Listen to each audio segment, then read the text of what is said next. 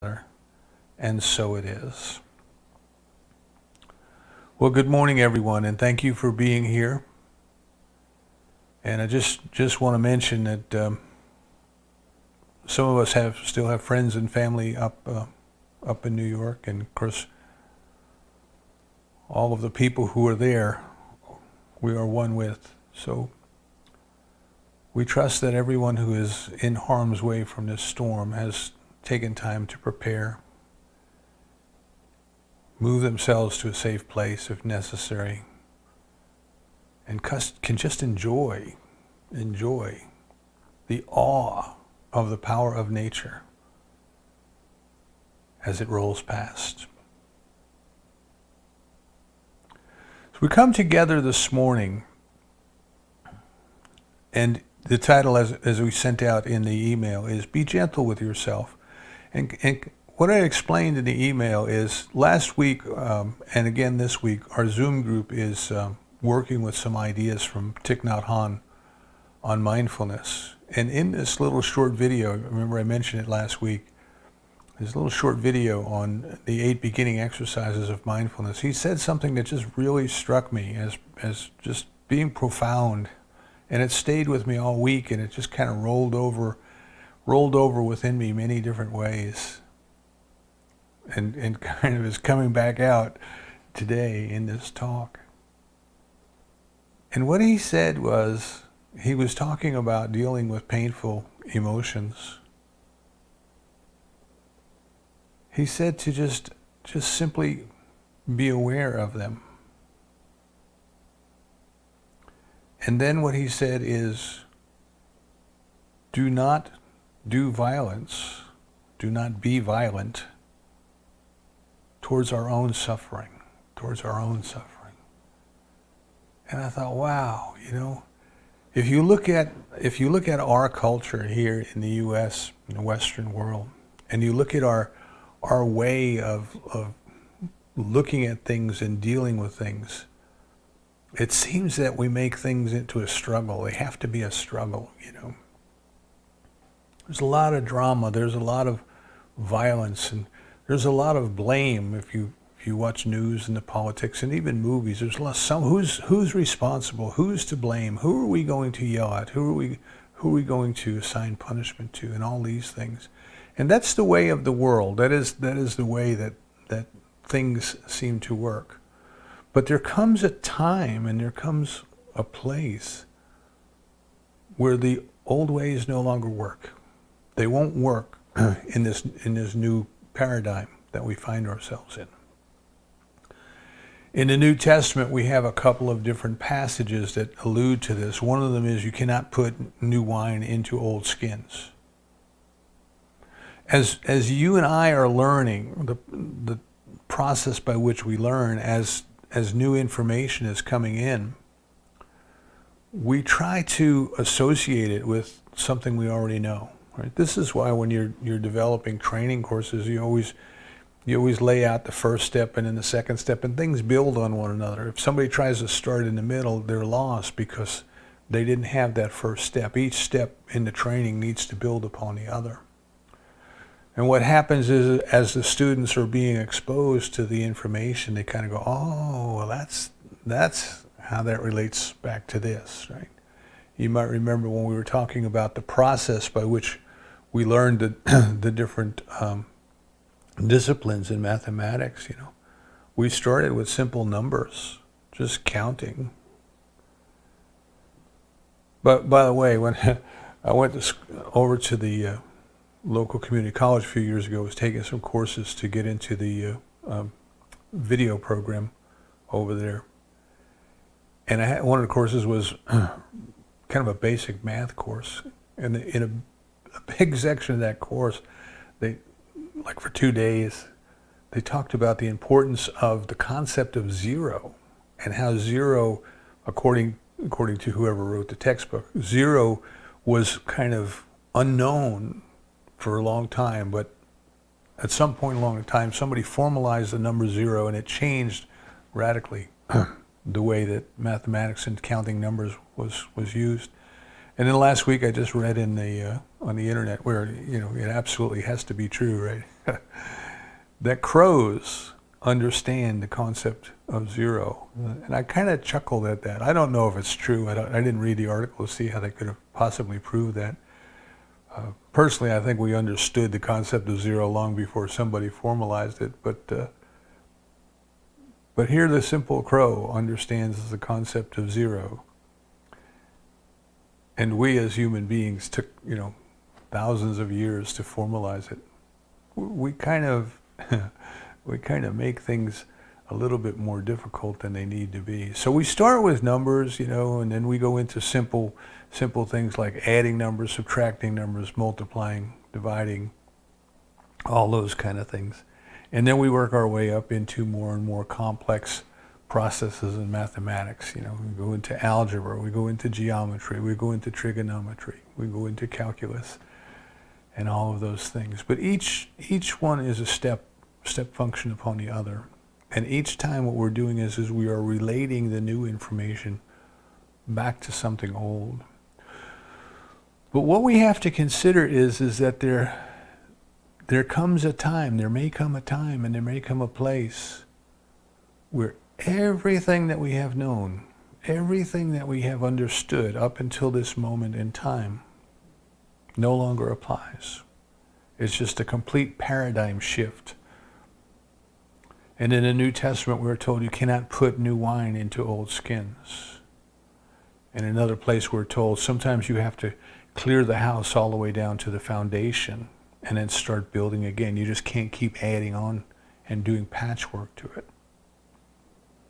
So I want to I'd like us to kind of feel what that is about. How does that apply to our spiritual growth?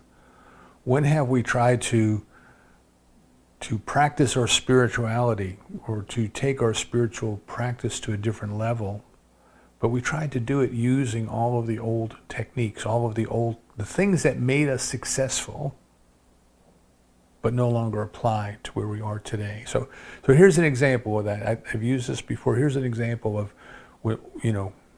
this was kind of almost a principle that we studied in leadership development and training executives.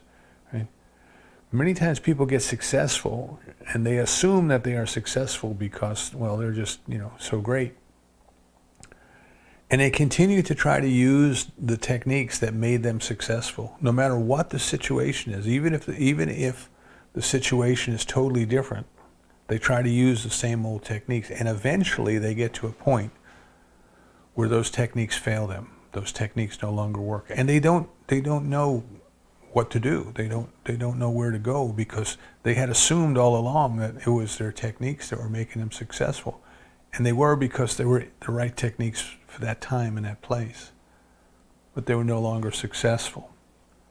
So they continue to do the things that made them successful, but ultimately led to their failure. When I was learning how to fly, I was learning how to fly sailplanes. And because you do not have an engine to take you around if you set up your approach wrong for a landing, you only get one time to do it. So it's very, very important. From the very first time you get up, they're teaching you how to land that plane properly. And every field has a pattern. There's a certain place where you come in. Usually you come in on one side of the field or the other, but you come in at the windsock, and you look at the windsock to see which way it's blowing. And that tells you which way you're going to land. And then you fly downwind for a bit, and then you turn 90 degrees, you fly crosswind for a bit, and then you turn another 90 degrees, and you're lined up with the runway on final approach. And I went to a new field out in Fremont, California, and the instructor was taking me up and kind of showing me the area. They do that. They take you up, they show you there's power lines over here, there's this over there, there's, all the things that you need to be aware of that are unique to that field. And we're coming in, and the instructor said, okay, now here's the entry point to the pattern. You're going to come in right here. There's the windsock, and now go ahead and set up your pattern and fly your pattern. And I started to fly, and I was doing my downwind leg, and if you've ever been out there, there's a big car factory. Now it's a Tesla factory. It was I think it was GM when I was out there years ago. And just as we got about over that factory, he says, okay, go ahead and start your crosswind leg. And I said, so over the factory, that's where I turn the crosswind? He said, today, that's right. Tomorrow, it's not going to be right. You have to learn to judge the situation that's unique for each day. You cannot try to set this up into things that you're going to memorize, because it changes every day. So we try to do that. We try to continue to use things that worked for us in the past, even though the situation has changed. And in that case, if I had continued to try to use that landmark as a turning place, that one day would have come when the wind was blowing harder than it was the first time that I got there, and I would land short of the field. So we want to be aware, you see, we want to be aware of what it is that we're trying to do and how we're trying to do this. And we want to be aware that there are times when the old ways don't work for us, and we need to completely shift what we're doing. And because our society is built on this belief in the necessity of struggle, of the drama of life, of the violence that we do to ourselves to try to help ourselves improve, we want to be aware of when we try to take those techniques over into our spiritual growth. So a couple examples. One of them comes to us from Aesop's Fables, which I loved as a child. And I can still see the little book in which I first read this. It had a little line drawing, and the line drawing was of a man kind of coming down a garden path through the woods, and it looked like the days of old Robin Hood in England. And the man had one of those little caps on, and he had a cloak tied around his neck and hung over his back. And the fable was that one day the sun and the wind got into a discussion and made a bet as to who could make that man take his cloak off first. So it was decided that the wind would go first, and the sun moved in behind a cloud, and of course it started to cool off, and the wind started to blow, and the man clutched his cloak around him to keep warm. And the wind started to blow harder, and the man hung onto the cloak harder, and the wind started to blow harder still, and the man wrapped his cloak around him and held onto it tightly with two hands, so it wasn't coming off. So the wind finally gave up and said to the sun, okay, I'm worn out, it's your turn. And all the sun did was come out from behind the cloud and begin to shine. And as soon as it warmed up, the wind stopped blowing, the sun came out, started to warm up, and the man got hot. And he took his cloak off and draped it over his arm, and of course the sun won the bet. See, in that case, the idea of struggle and forcing and imposing will and all of those kind of things that the wind wanted to do to this man, they didn't work. They didn't work. There was a gentler way. There was a gentler way to accomplish the end result. A more modern day example comes from when I was working in Raleigh back in the 90s, and I was coaching a young man through his career. We were kind of mentoring. And one day he came to our session, and I noticed his arms were just completely torn up. Just both of his arms. He had his sleeves rolled up, and both of his arms were just completely scratched up. I said, well, what happened to you? He said, I tried to give the cat a bath. So his wife was going out to run some errands, and he was staying home with the children, and she said, honey, while I'm gone, do me a favor, would you give the cat a bath? He said, no problem. So he proceeded to give the cat a bath, and the cat proceeded to just tear him up. And I said, well, tell me how you did that. And he says, I put a little bit of water in the sink, put a little bit of soap in the water, and I grabbed the cat and stuck it down in the water and proceeded to scrub it, and the cat had a fit, and I tried to hold it down. It tried to get away, and finally it won. I said, oh. I said, well, what happened after that? He said, well, my wife came home and saw that I was a bloody mess, and the cat still hadn't had a bath. So she gave the cat a bath. And I said, well, what did she do? He says, well, she let all the water out of the sink, and she put some cat toys in there, little balls and little things with bells on them. And she put the cat in the sink, and she pet it, and she talked to it nice, and she started to play with the toys. And while the cat was playing with the toys, she slowly dripped water out of the faucet, and she rubbed it on the fur of the cat, and then she put a little soap in there, and with one hand she was playing with the toy, and with another hand she was petting the cat. And the cat got a bath, but didn't know it and didn't struggle. I said, oh. So I said to him, what do you think the difference is? And he said, what do you mean? I said, well, what do you think she wanted out of it, and what do you think you wanted out of it? He says, well, we both wanted to give the cat a bath. I said, yeah. I said, but your way, you wanted to be in control. And in her way, she just wanted to give the cat a bath. She was gentler with it. The cat was distracted. When you held the cat down, the first thing the cat wanted to do was to get away, and the more you tried to hold it down, the more it wanted to get away, like the man holding onto his cloak. So there comes a time when we have to realize, you see, that we may need a different approach. And this is what struck me with Thich Nhat Hanh, what he said is, do not be violent unto your own suffering. Do not be violent unto your own suffering. We make things in our society more difficult than they need to be because there's an underlying assumption that things that are too easy are just not valuable. So if we want something that we believe is valuable, it follows on that it must be difficult to attain. And we do that with our spiritual growth. What's the most valuable thing that we can discover and experience in our life? It's the presence of the divine within us. And if that's the most valuable thing in our lives, and we have this underlying assumption that may or may not be true, but we have this underlying assumption that in order to achieve that which is valuable, it needs to be difficult, we'll find a way to make it difficult. We'll find a way to make it hard. The other thing that I mentioned in our society is that we seem to be addicted to drama. I think drama is the number one addiction in our society. Everything has to be a struggle. And in fact, if it's not a struggle, we tend not to even pay attention to it, you know.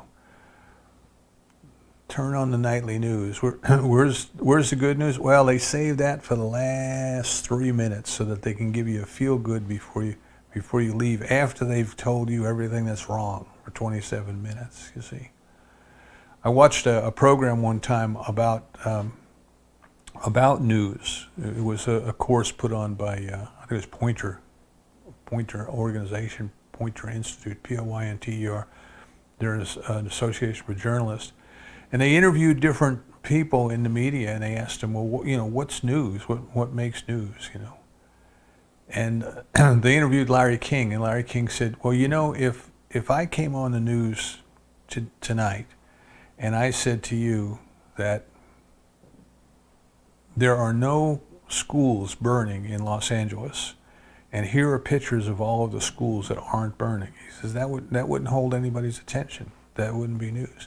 He says, but if there's one school that catches fire and I break in and say, breaking news, there's a school on fire in Los Angeles, and I show pictures of that fire, he says, people will watch. That's news. You know? So it has to be something that catches their attention. But what catches our attention in our society most often is the struggle, is the drama. And that's why Aristotle's Poetics, he analyzed how dramas work, and you know, that's it. We find out how the protagonist's normal life goes, and then suddenly something happens. They're swooped up out of that normal life, and they are thrown into a series of struggles, and we follow that protagonist through the struggles throughout the drama. And that's what we're addicted to. That's what our society demands.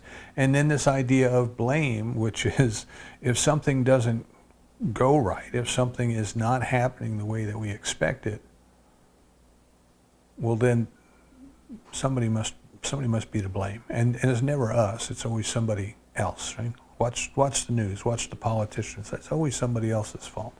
Never their fault. Somebody else is always responsible. Now, none of this works for us when it comes to our spiritual growth. And if we try to bring those ideas with us into how we are going to grow spiritually, we are setting ourselves up for failure. When it comes to our spiritual growth, we need to be gentle with ourselves. We need to feel the warmth of the love, not the power of the wind trying to blow against us to take our cloak off. So here's an example, of kind of the things that we do that we perhaps shouldn't do. Right? I mentioned in the email, Lori and I were at a workshop many, many years ago, early 90s in Durham. I don't even remember what the workshop was about, but a lady came in to the workshop. She was not a regular member of the church. She saw our advertisement in the newspaper and came into it. And during the course of the question and answer period, she raised her hand and she said, I don't get it. I don't get what's going on. She said, I have been meditating at 90 miles an hour and I don't feel any more peaceful now than I did when I started, And of course the minister kind of chuckled and said, well, meditating at 90 miles an hour may not be the right technique to use.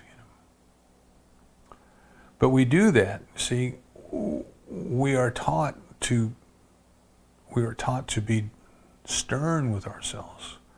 We are taught to work ourselves hard. We are taught to punish ourselves if we don't do the things we want to do, and reward ourselves if we do. And all of these different things that we have learned how to do kind of in developing discipline, in learning how to go to work and learning how to go to school and all of those things.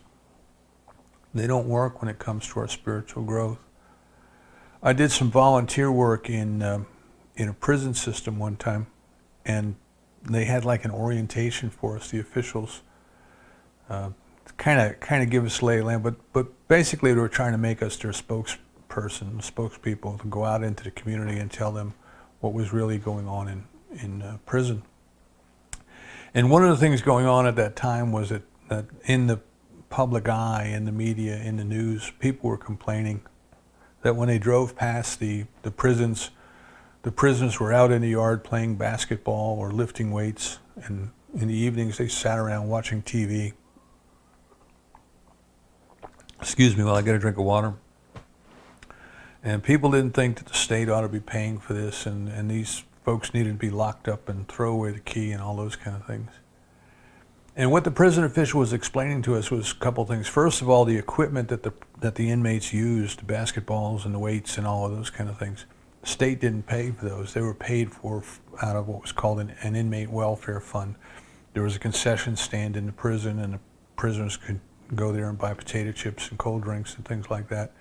And the profits from that bought all of those recreational apparatus, including the TVs. And then the other thing they explained to us was about being able to be out in the yard and work out, being able to watch TV. These were privileges. And they needed to be able to have privileges to give to the people in prison as a way of rewarding good behavior, but also as a way of punishing bad behavior. So if they did what the prison officials wanted, then they got to watch TV. But if they didn't, then their TV privileges were taken away from them. Much like parents do with their kids. If you don't do your homework, you can't go out with your friends, those kind of things. So this idea of reward and punishment, reward and punishment, it's a way that we have been taught to motivate ourselves. A few years ago, there was several different TV shows on, and they were about weight loss. And they bring all these people in who wanted to lose weight, and then they were given coaches, and they were given instructions on how to diet, and they were given exercise routines and all this. And so much of the program was just people yelling at one another, just yelling at one another, The coach would be right there in their face screaming at them that they needed to push themselves harder and all those kind of things. And we watch this. The American public watches this, We watch people yelling at other people. And sometimes we yell at ourselves. See, sometimes we are that hard on ourselves. It seems to us to be the way to do things. But what we want to consider now is we can't be violent towards our own suffering. We can't be hard on ourselves. We can't be doing things to ourselves that are completely useless when it comes to achieving our end results. Pema Chodron said something once that is applicable here. She said, we as human beings tend to do something that winds up being just the opposite of what we want to do for some reason. And the example she gave was she had been hired by a publisher to write a book on peace. And she signed the paperwork and she took the advance, and she had to turn in a certain number of pages by a certain day. And at this time she had a family. She was raising a family. She had teenagers and she had those kinds of responsibilities. And she kept avoiding or kept procrastinating, and she never quite got around to it. She had all of these other things to do until the deadlines started to approach. And this is why we use deadlines in business. You have to have the urgency upon us or we won't get it done. That's the mindset. So as she was getting closer and closer to the deadline, she was feeling the stress.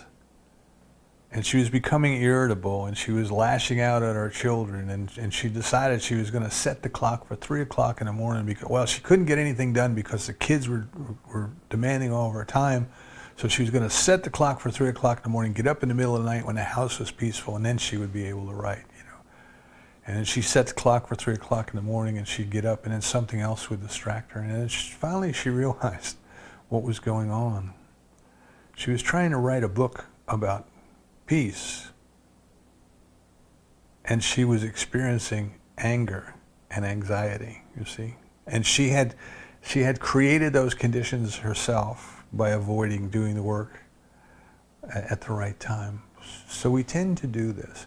So here's what I'm talking about. If we look at the evolution, remember last week I talked kind of about the evolution of consciousness and the evolution of consciousness as it applies to religion. At that first level of religion, the worldview or the attitude is focused on behavior. Focused on behavior. God is very, very concerned with your behavior. Sitting in the sky, watching what we're doing, writing it all down in a book. Who's been naughty and who's been nice? But it is behavior that is most important, and all of the attention seems to be focused on behavior. And even within the communities, people are focused on everybody else's behavior but their own, you see. Somewhere I read that in the Old Testament, I think it's 611, it seems to be close to the right number, 611 precepts were things that people were supposed to do or not supposed to do, right? Some things don't do this, and some things you must do this. And these 611 things were supposed to be accomplished every day. Okay? And there's absolutely no way that any human being can possibly do these 611 things every day. Now, what does that lead to, right? That leads to kind of guilt. I didn't get it done. And it leads to dishonesty. It leads to not being honest with ourselves and to kind of brushing off the things that we didn't do or ignoring the things that we didn't do, but not accepting ourselves where we are, you see. Not being gentle with ourselves and not saying, okay, this is where I am. This is where I am on the path, but I'll continue on the path. You remember we talked of the example of the shepherd with the crook and the sheep, the little lambs. And as they would walk along, it was important that the flock stayed as close as possible to the shepherd because the shepherd was there to protect them against wild animals. And that's the meaning of thy rod and thy staff comfort me, right? The rod has a little crook on it so that if the little lamb wandered too far away, the shepherd could gently bring it back. And the staff was there in case a wild animal came to attack the flock, and the shepherd would chase it away with a stick.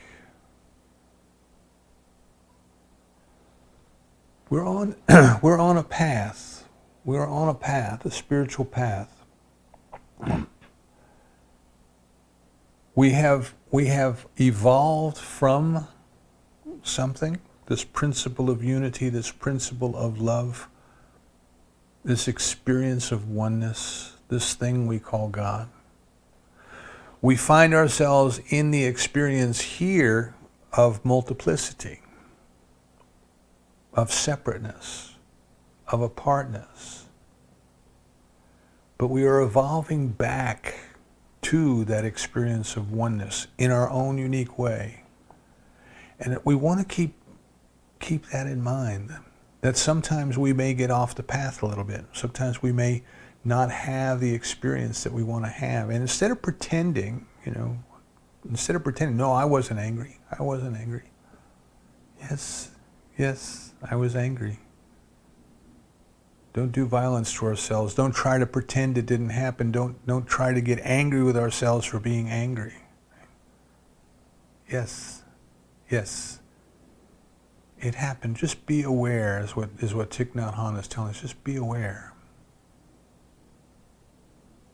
And in that awareness, it dissipates. It dissipates.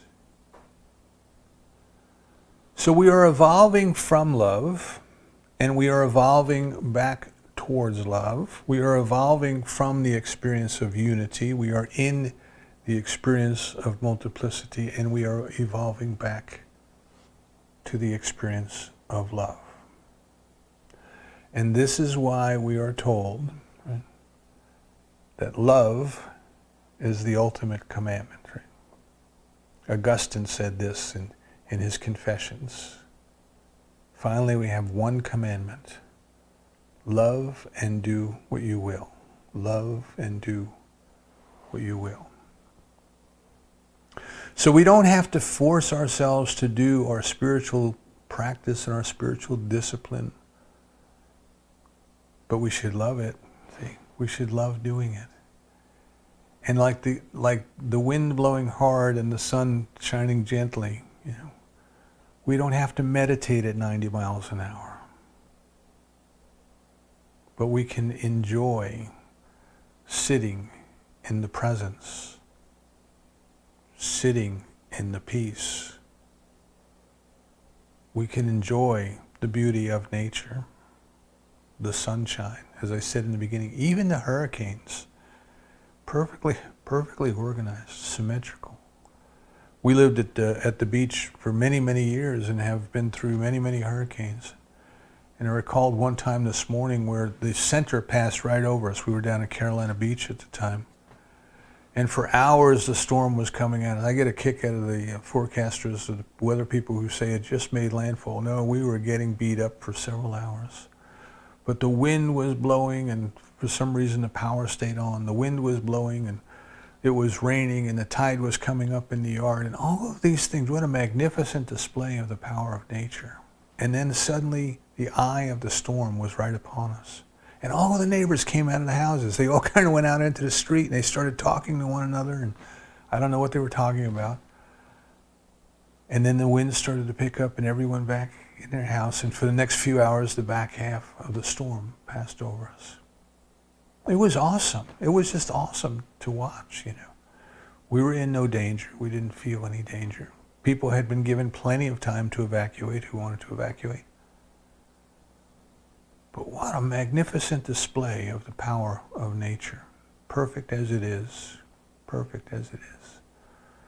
So it is this idea that wherever we are on the path, remember, we are the ones who decide which path we take.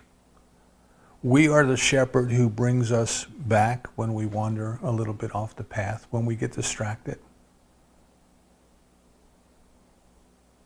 And we are the ones who decide how fast to proceed, how fast to proceed. This idea that we have evolved from divine love and we are evolving back towards divine love, we can either go along with the flow of over time, you know, or we can take an active part. We can take an active part. Personally, I believe that at some point we all have to take that active part.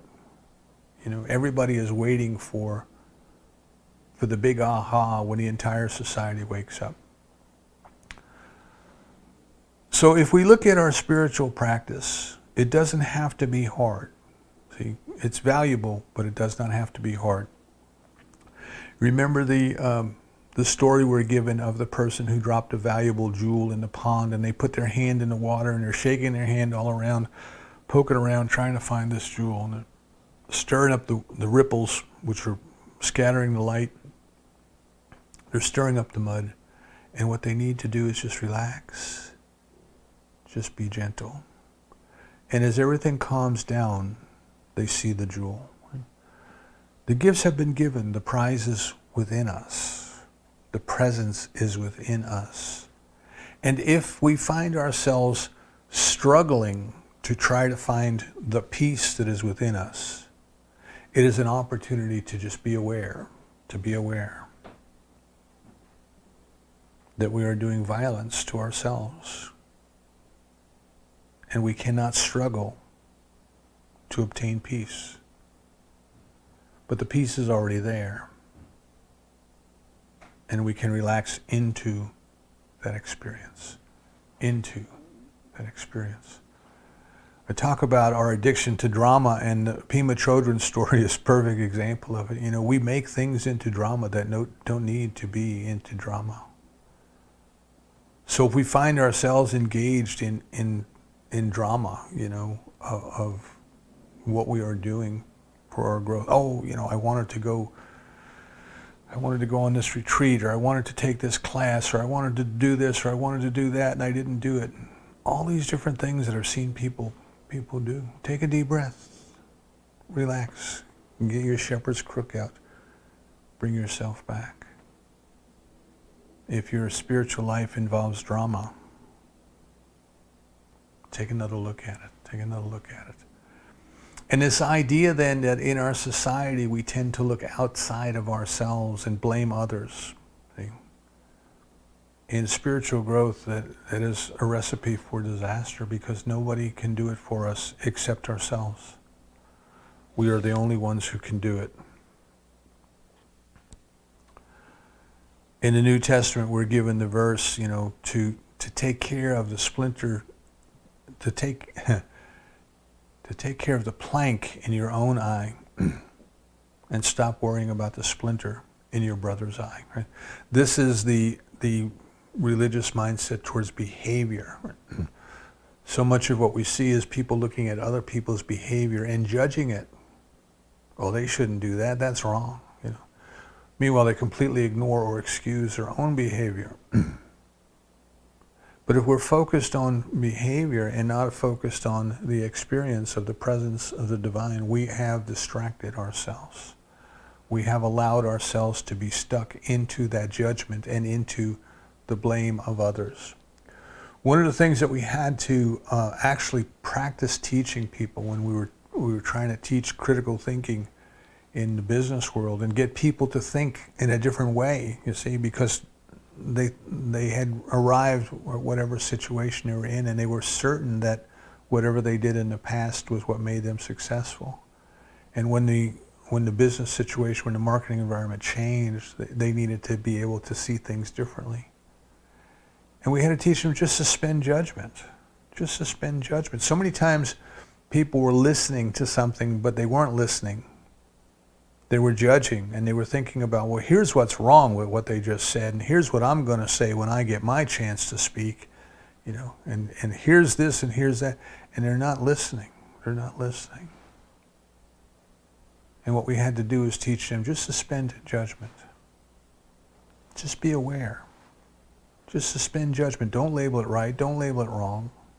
Just suspend judgment so you can get the entirety of what they are trying to say. Again, we're told in the New Testament, you know, don't judge. Don't judge by appearances, but judge with a righteous judgment. Don't judge, you see. And what is the righteous judgment? The righteous judgment is that we are all spiritual beings. We are all beautiful expressions of the divine. That everybody is doing the best they can with where they are at this point in time. And it's not up to us to go judge another and try to fix them. It's up to us to be aware of where we are. Be aware of where we are, to accept ourselves where we are, and to gently bring ourselves back. To gently bring ourselves back. Not to try to force ourselves to be better people. Not to try to force ourselves to do a certain practice. Not to try to force ourselves to obey some code. But to love. But to surrender to love. Love is the quickest, the surest path to the divine, because the divine is love. But the definition of love that I'm using is the experience of unity, the experience of oneness. See, again, if you go back to our society, love takes on all kinds of different connotations that are not really love. They may be desires, they may be transactions, they may be all sorts of things, but they're not really love. But we call them love. Do you really love hamburgers? The word is misused, but what I'm talking about today is the experience of oneness, the experience of unity. The divine is one. It is perfect love, and this is why we're told, he who knows not love knows not God, and perfect love casts out all fear, because what is fear but a belief in separation?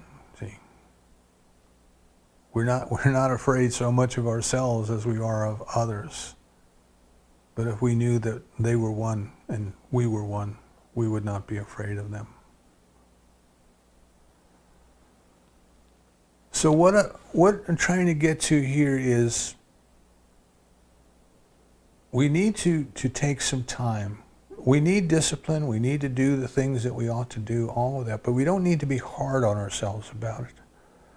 We need to be aware of what is coming up inside of us, the emotions that are coming up inside of us, anger sometimes, outrage sometimes. All of these things come up. We're human beings and we get those buttons pushed.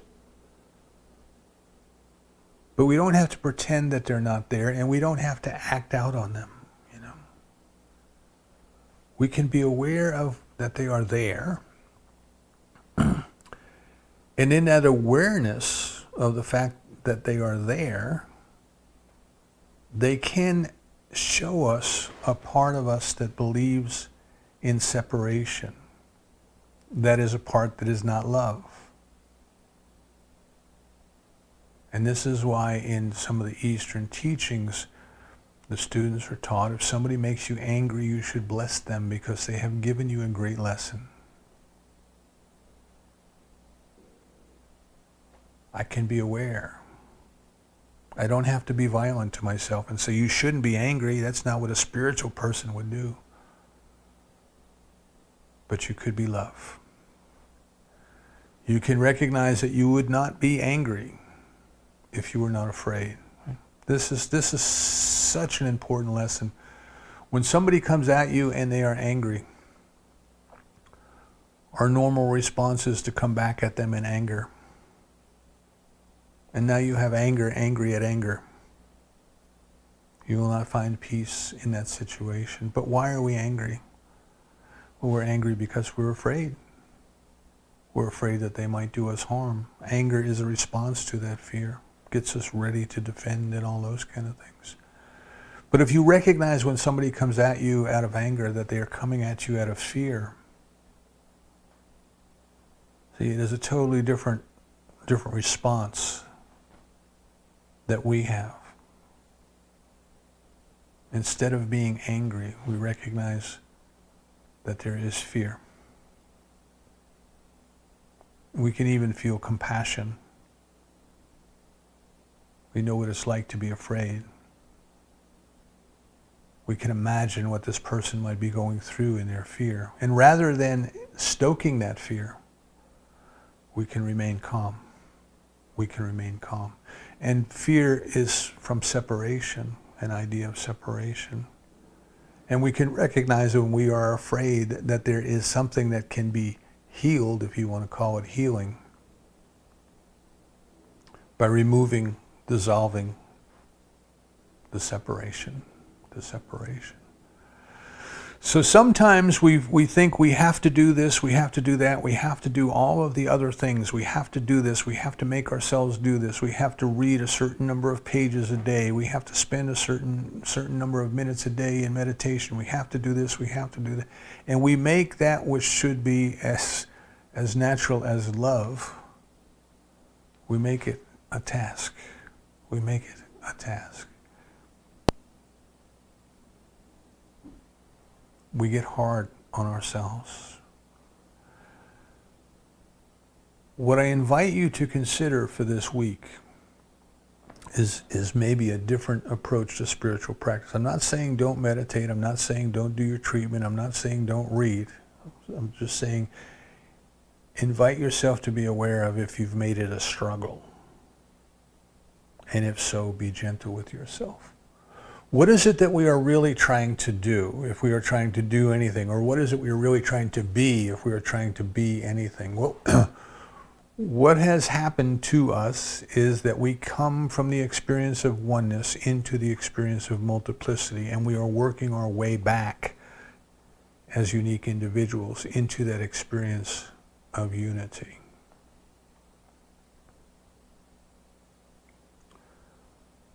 What is happening for our experience of the divine is that the ideas of separation leave us.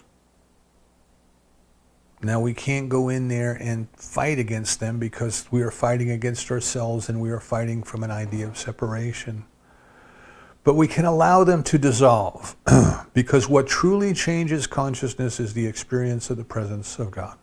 An effective prayer is a prayer, as Emmett Fox calls it, in which we feel the dove alight. The only thing, he tells us, the only thing that changes consciousness is the experience of the presence of God. And in that experience, like the sunshine shining into a dark corner, in that experience of the presence of the divine, everything that needs to dissolve, dissolves. So, go back to the story I started with of the wind and the sun trying to get the man to take his cloak off. Imagine the wind is saying, I am going to blow the erroneous ideas right out of that person's consciousness. And the harder the wind blows, the more the person holds on to them. But then the sun comes out and they dissolve and they melt away. This week, I invite you to remain consciously aware of the gentleness of God's love, of how perfect it is, of how it has numbered every hair in your head. It loves you so it's like a mom and a newborn child counting the hairs on its head.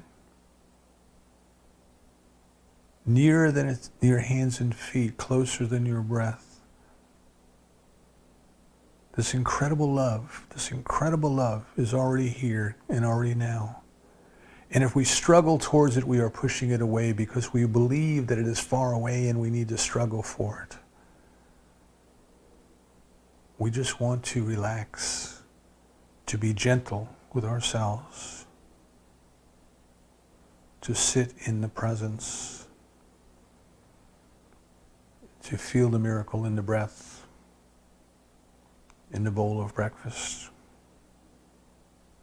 in the beauty of the sunshine.